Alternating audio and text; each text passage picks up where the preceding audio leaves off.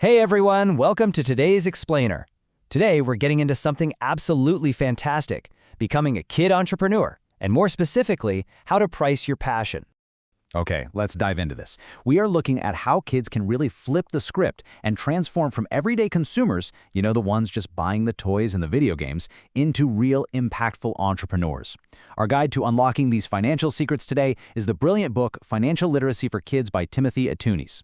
We're zeroing in on Chapter 4, which is all about earning your own money, building a rock-solid work ethic, and figuring out exactly what your hard work is actually worth. It's about building a sense of confidence that's going to last a lifetime. So, are you ready to turn your passion into an actual business? Doing household chores for an allowance is a solid start, for sure. But I want to challenge you to look way past those standard tasks like taking out the trash or folding laundry.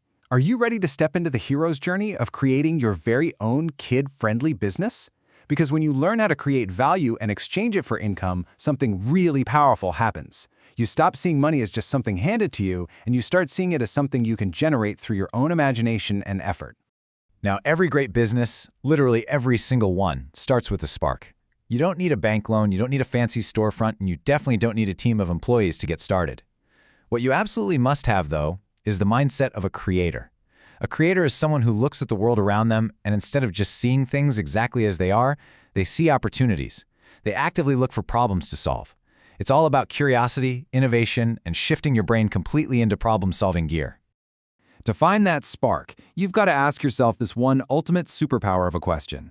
What do people around me need? Just look around your neighborhood, or even just your own family. Are there busy neighbors who simply don't have time to walk their dogs? Or maybe there are some tech-challenged adults who can't figure out how to set up their brand new tablet. When you start asking what people find frustrating, or what would make their lives easier, you instantly start unlocking real, actionable business opportunities. And this brilliantly illustrates how modern kid businesses can go way, way beyond the classic summer lemonade stand. Kids today just have so many creative options. Like, if you love art, why not design greeting cards or friendship bracelets? Or if you're an animal lover, pet sitting or dog walking is a huge, huge need. You could even offer a toy spa to clean and sanitize younger kids' toys, run a neighborhood car wash, design simple logos on an iPad app, or, hey, offer tech support for your grandparents. The possibilities are honestly endless. But no matter which route you take, there is one secret ingredient you've absolutely got to have for long-term success, and that is passion. If you genuinely love what you do, whether that's baking cookies, caring for animals, or even organizing a messy room, and yes, some people actually love doing that, you're naturally going to attract more attention. Your enthusiasm is going to shine right through, you'll deliver much better results, and honestly, the whole process will feel like a really fun adventure rather than just a boring job. Okay, so you've got your passion. You've found a real problem to solve. Now we're transitioning into the core challenge of entrepreneurship, figuring out how to put a bold and, most importantly, a fair value on your time and effort. How do you actually know what to charge? Because pricing isn't just picking a random number out of thin air. It's a really thoughtful balance between what your work is worth and what someone else is willing to pay for it. Well, to figure this out, we're going to use a really specific four-part structure. Think of this as your secret pricing formula. It guarantees you're covering all your costs while actively rewarding yourself for your hard work. It boils down to four main things: materials, time, skill value, and a small profit. Let's break these down one by one so you can totally master them. First up is materials, and this means everything, like literally everything, you need to create your product or service. Sure, it's super easy to remember the main ingredients, but you can't forget the hidden costs. Say you're baking cookies. It's not just the flour and the sugar. It's those cute little boxes you pack the cookies in. It's the ribbon you tie around them. And here's a real light bulb moment for you. It's even a tiny fraction of the electricity used by your oven. All of that has to be factored into your material cost.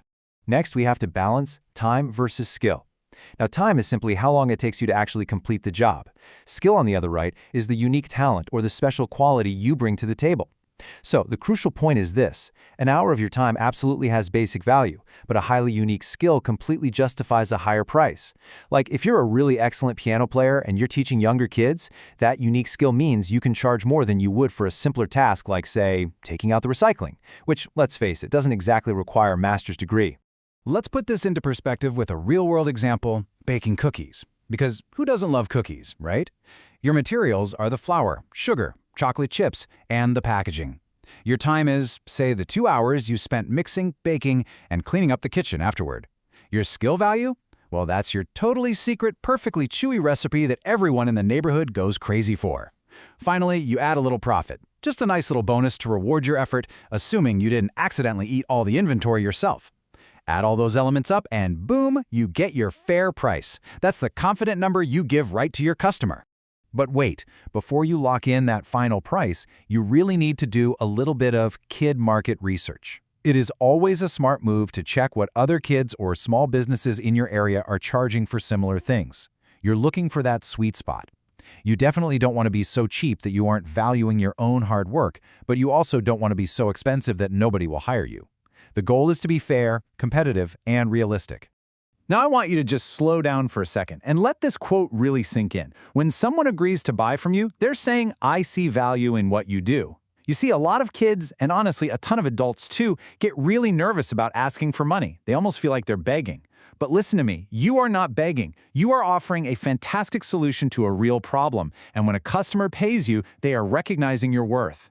But, what happens if someone pushes back and says your price is too much?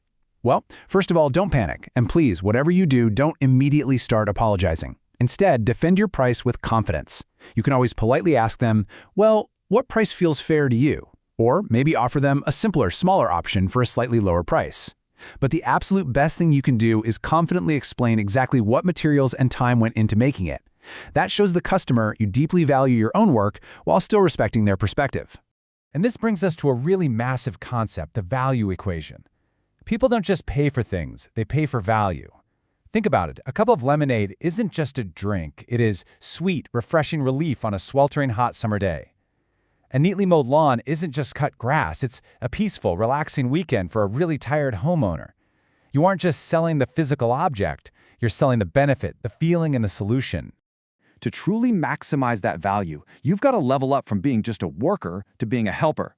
See, a worker just completes the assigned chore, checks the little box, and asks for their allowance.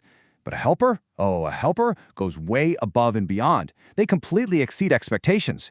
If you're out there selling that lemonade, a helper offers free wet wipes on a sticky hot day. A helper makes sure the trash cans are actually washed out with a hose, not just emptied. It's that extra level of care that truly creates massive value. Because every single time you do a job better than expected, you're building a reputation for excellence. And let me tell you, a great reputation is worth way, way more than a single dollar. Being incredibly polite, always showing up on time, being creative, all of that builds your personal brand. Neighbors talk, parents talk, and honestly, before you know it, that glowing reputation will open up entirely new doors and create even more earning opportunities for you. Ultimately, true kid entrepreneurs are just helpers at heart. They don't sit around waiting to be handed a list of instructions from their parents. They observe their environment, they spot the little friction points in everyday life, and they step right up to solve them. By combining your own unique passion with a genuine, authentic desire to help other people, you end up creating a business that isn't just profitable, but deeply purposeful and, most importantly, incredibly fun. So, we've broken down the mindset, that secret pricing formula, and the sheer power of adding value. Now, the ball is entirely in your court. The world is just packed full of opportunities waiting for a creative kid entrepreneur to come along and fix them. Look out your window, step outside, and ask yourself the absolute most important question. What neighborhood problem will you solve today? Catch you next time.